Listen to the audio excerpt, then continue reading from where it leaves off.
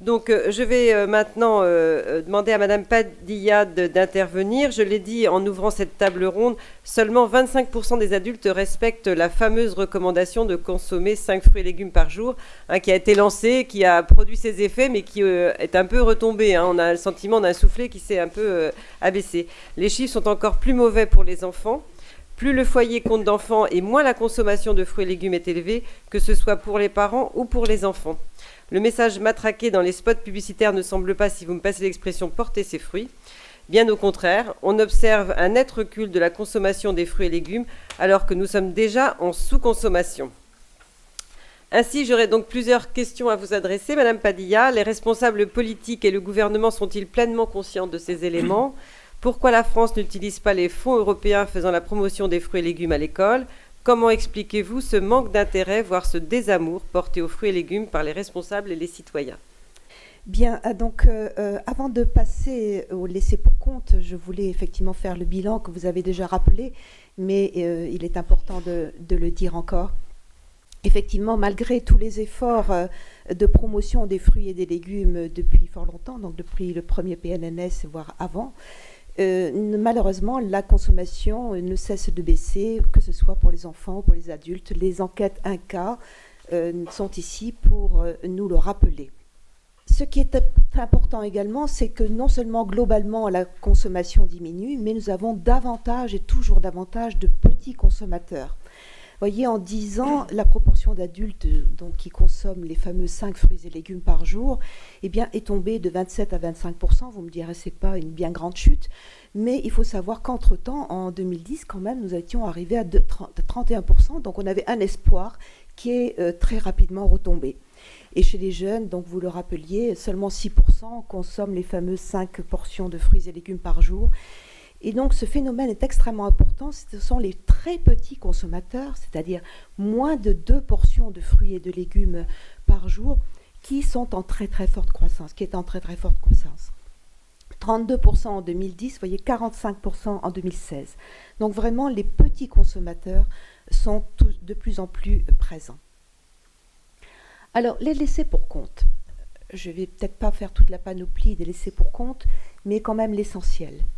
Tout d'abord, sous l'aspect géographique, il est vrai qu'en France, il y a de fortes disparités qui s'aggravent dans le temps. Vous voyez, c'est dans le nord de la France que l'on constate la plus forte augmentation des très petits consommateurs, d'après les dernières enquêtes donc, du Crédoc. Mais ce qui est remarquable, parallèlement, c'est d'observer que ce sont dans les régions du sud de la France que l'on a la plus forte augmentation de petits consommateurs. Donc la spécificité méditerranéenne disparaît et se dilue finalement dans un comportement global de baisse de la consommation de fruits et de légumes. Qui sont ces laissés pour compte également? On l'a dit, on le redit, mais il faut peut-être marteler ce message, ce sont les jeunes. Les jeunes consomment de moins en moins de fruits et légumes et quand on compare les mêmes générations, c'est-à-dire à l'âge de 25 ans, les générations, vous voyez, nées entre 87 et 96, avaient un petit niveau de consommation, 50 grammes par jour de fruits et 45 grammes de légumes. Eh bien, auparavant et au même âge, les générations antérieures consommaient plus du double. Donc il y a vraiment un effet générationnel, il faut s'inquiéter pour l'avenir. Nos jeunes qui auront bientôt 25 ans, vont-ils encore consommer moins de fruits et légumes que nous? Les jeunes, mais il y a aussi un rattrapage des adultes. Vous voyez sur ce graphique, donc issu des enquêtes CCAF du Crédoc, on voit très nettement que ce sont effectivement les plus jeunes générations qui consomment le moins et toujours moins de fruits et de légumes, mais vous voyez qu'il y a un rattrapage aussi vers les générations plus avancées, les personnes proches de 40 ans, voire plus âgées, qui elles aussi se mettent à consommer de moins en moins de fruits et de légumes. Donc là aussi, il y a un certain lissage au niveau de la population.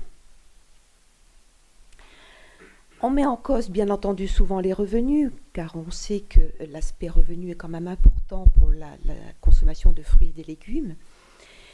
Eh bien, on sait effectivement qu'avoir de faibles revenus est largement associé à la consommation ou la dépense d'aliments moins sains. Mais on voit qu'il y a une relation effectivement entre revenus et fruits. Par contre, pas ou très peu de relation avec les légumes. Alors, quels sont les obstacles habituellement mis en avant quand on interroge les consommateurs? Eh bien, pour les fruits, ce sont toujours les prix qui sont mis en cause en premier, alors que pour les légumes, c'est souvent et prioritairement le manque d'appétence. Vous voyez qu'habituellement, on a coutume d'associer et de mettre toujours dans un seul groupe uniforme les fruits et les légumes. Or, je pense qu'il y a une réflexion différente à tenir dans le groupe fruits par rapport au groupe légumes. Les composantes ne sont pas les mêmes. Alors, l'élément de disparité le plus fort, certainement au niveau des populations, c'est le niveau de formation, le niveau d'éducation. On voit très nettement, vous voyez ici sur ce graphique l'histogramme bleu, où l'on voyait en 2010 l'évolution de la consommation selon les niveaux d'éducation. On voit effectivement, là c'est le nombre de petits consommateurs, que le nombre de petits consommateurs est d'autant plus élevé que les foyers sont moins éduqués. Ce critère de disparité qui était vraiment très clair, voyez en 2010, on voit vraiment un gradient évident, eh bien, devient beaucoup plus confus aussi dans les années plus récentes. Là également, on peut dire que quel que soit le niveau d'éducation, eh bien, le nombre de petits consommateurs augmente. Toutefois, quand l'on compare l'évolution du nombre de petits consommateurs par rapport à différents critères, donc la catégorie socio-professionnelle, le revenu ou encore le niveau de formation, on voit bien très clairement, à titre d'exemple ici chez les enfants, que c'est bien le niveau d'éducation et de formation qui est le plus en cause dans la disparité de consommation. Alors pourquoi? Je ne vais pas faire une liste à l'après-vert avec l'ensemble des composantes et des pourquoi. Mais peut-être mettre en évidence 3 aspects qui me paraissent être parmi les plus importants. Le premier, c'est la non-désirabilité sociale et culturelle. La non-désirabilité sociale qui entraîne significativement la consommation de légumes en général et en particulier les légumes verts. Cela a beaucoup moins d'impact, il est vrai, sur la consommation de fruits. Mais la non-désirabilité sociale est importante. Elle a un lien très fort, en fait, avec la composante culturelle, c'est-à-dire que selon le milieu dans lequel on baigne, selon l'apprentissage dont on a bénéficié dès le plus jeune âge, tout cela peut avoir une importance extrêmement primordiale. Et l'on a découvert que finalement cette composante culturelle avait beaucoup d'effets sur les enfants lorsque nous avons fait l'évaluation d'un fruit pour la récré, du programme Un fruit pour la récré appuyé par le ministère de l'Agriculture. Eh bien, nous avons découvert que les enfants d'origine culturelle africaine ou originaires du Maghreb consommaient relativement plus de fruits et de légumes que les enfants originaires du territoire français. Nous avons aussi des connaissances extrêmement faibles, notamment chez les enfants. Voyez ici les résultats issus toujours de l'évaluation d'un fruit pour la récré. Quand on demande aux enfants qu'est-ce que c'est qu'un fruit, qu'est-ce que c'est qu'un légume, eh bien la confusion est fort grande. Voyez que si la plupart, voyez 2/3 à peu près des enfants savent parfaitement qu'un fruit, qu'une tarte aux fruits, etc., contient des fruits, il y a par contre beaucoup de confusion sur certains produits industriels dont on ne connaît pas vraiment la provenance ou le contenu en tout cas, mais qui présentent le fruit comme étant un ingrédient important, alors que ce n'est pas le cas. Nous avons les boissons à base de fruits, nous avons les yaourts par exemple aromatisés. Tout ceci est très confus dans la tête de l'enfant et l'enfant considère qu'il consomme une portion de fruits dès lors qu'il ingère un de ces produits-là. Donc il y a vraiment une grande méconnaissance. De même pour les légumes, on assimile légumes finalement tout accompagnement des protéines, c'est-à-dire que les pommes de terre, les légumineuses, etc. sont aussi considérées comme des légumes par les enfants. Donc une grande méconnaissance. Évoquons, puisque vous avez de poser la question, Madame la sénatrice, les actions des politiques publiques. Je dirais que nous avons 3 grands axes. Le PNNS, avec les nouvelles recommandations du 2017-2021 et les nouveaux repères nutritionnels qui vont bien dans le sens de 5 fruits et légumes, mais qui a pris la précaution d'ajouter que par contre pour les jus de fruits, qui étaient jusque-là considérés comme une portion de fruits, eh bien il fallait limiter effectivement la consommation de jus de fruits dans la mesure où il y a une grande confusion sur ce qu'est un jus de fruits. À côté de cela, nous avons le programme national alimentaire, qui met en avant bien sûr plusieurs critères, mais notamment le programme qui fait largement la promotion des fruits et des légumes à l'école, grâce au programme Fruits pour la récré, qui met en avant aussi l'équilibre alimentaire à la cantine, la promotion des circuits courts et la lutte contre le gaspillage, entre autres actions. Je n'énumère là que les principaux. Et il se trouve que notamment dans le cadre scolaire, nous avons une grande confusion parmi les politiques publiques et nous sommes face à une incohérence. Par exemple, le PNA, donc au travers d'un fruit pour la récré, favorise les fruits et légumes à l'école hors repas. Les fruits pour la récré sont distribués hors repas. Or, le ministère de l'Éducation nationale a postulé qu'il était proscrit, toute collation était proscrite à l'école. Donc, normalement, les fruits et légumes qui sont effectivement distribués dans le cadre des goûters ou les fruits et légumes qui sont distribués dans le cadre des récréations à fruits pour la récré, dans le cas de fruits pour la récré. Donc là, vous voyez, nous avons déjà une grosse incohérence et il est vrai, à la fois les enseignants et les enfants et les parents ne savent plus quelle décision prendre quant aux fruits et légumes par rapport à leurs enfants. Je soulignerai aussi très volontiers la PAC, donc la politique agricole commune, qui a toujours avantagé d'autres produits et pas forcément les fruits et légumes. Elle accorde des subventions aux producteurs de fruits et légumes utilisés uniquement comme ingrédients dans les produits industriels et non en termes de subventions directes aux fruits et légumes frais. Les subventions directes existent seulement depuis 2015, vous voyez, c'est vraiment très très récent, et leur niveau est largement inférieur, bien sûr, aux subventions directes des autres secteurs de l'activité. Donc là, il y a peut-être aussi une forte interrogation. Je pense que cet après-midi, ou un petit peu plus loin dans le programme, nous aurons des discussions sur la politique agricole commune, je n'y reviens pas. Je voulais faire très rapidement, si vous le permettez, un petit zoom sur un fruit pour la récré, qui est quand même le programme phare de sensibilisation des fruits et légumes auprès des enfants dans le cadre scolaire du ministère de l'Agriculture. Puisque j'ai eu finalement la chance de pouvoir évaluer ce programme depuis fort longtemps. Depuis 2008, je suis sur l'évaluation de ces programmes. Et dernièrement, donc, nous avons pu faire pour la première fois un suivi d'une cohorte d'enfants pendant 3 ans. Donc pour voir vraiment quel était l'impact au cours des 3 années. Eh bien, très rapidement, voici quelques résultats importants. On a confirmation, effectivement, que les enfants sont des petits consommateurs. Vous voyez, 1/3 des enfants sont de très petits consommateurs, puisqu'ils consomment moins de une portion de fruits et légumes par jour. Et l'on constate que le programme Fruits pour la récré, malheureusement, n'a pas l'impact souhaité au niveau de la quantité de fruits et de légumes consommés, et qu'on voit toujours un nombre de petits consommateurs augmenter, et que le programme donc profite essentiellement aux plus gros consommateurs. Donc paradoxe. Chose aussi importante, on a voulu promouvoir les fruits et légumes en disant qu'il faut distribuer le plus fréquemment possible, donc exposer l'enfant le plus fréquemment possible aux fruits et légumes dans le cadre de sa scolarité. Eh bien là aussi, paradoxe et peut-être surprise, c'est que, voyez, il y a une relation inverse entre la fréquence de la distribution et l'évolution de la consommation, et ceci est un résultat significatif.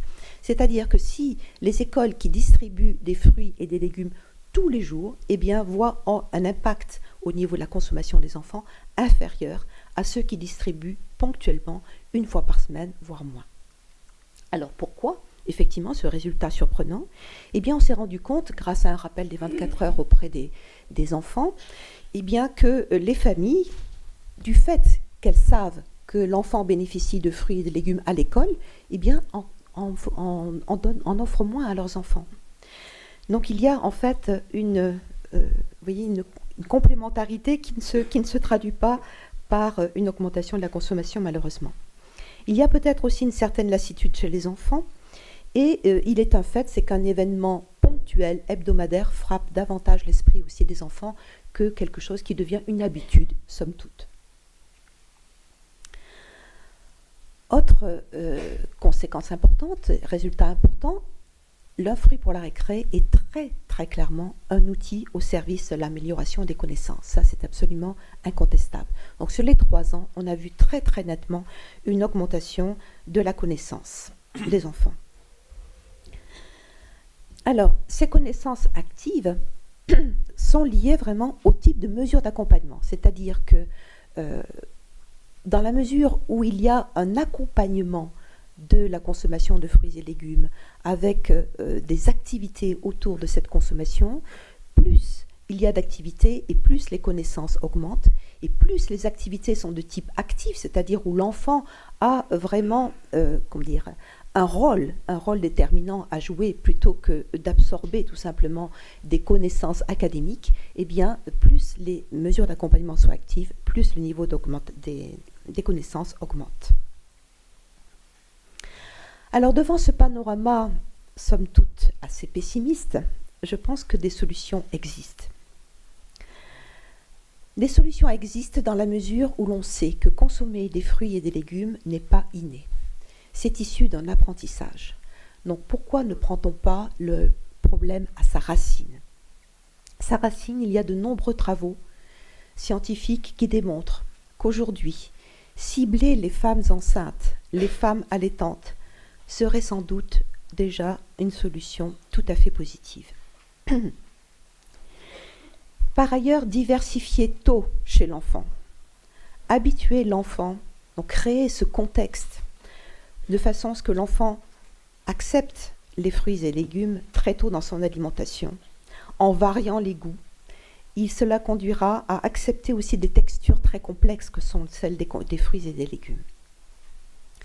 Par ailleurs, d'autres travaux scientifiques montrent que la structuration des repas, en 3 à 5 plats plutôt qu'un plat commun par exemple, favorise très nettement la consommation de fruits et de légumes.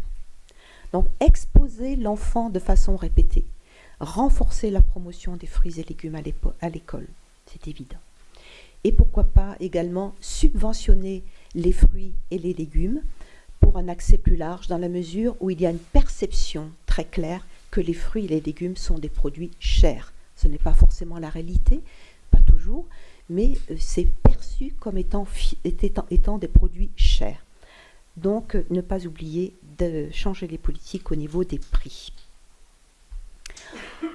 En conclusion, donc il me semble que la baisse de la consommation de fruits et de légumes est un phénomène global de société. Vous avez vu que toutes les caractéristiques de disparité s'estompent, et donc c'est un phénomène global de société qui est lié avant tout à notre mode de vie, à une méconnaissance des produits, à une méconnaissance des savoir-faire.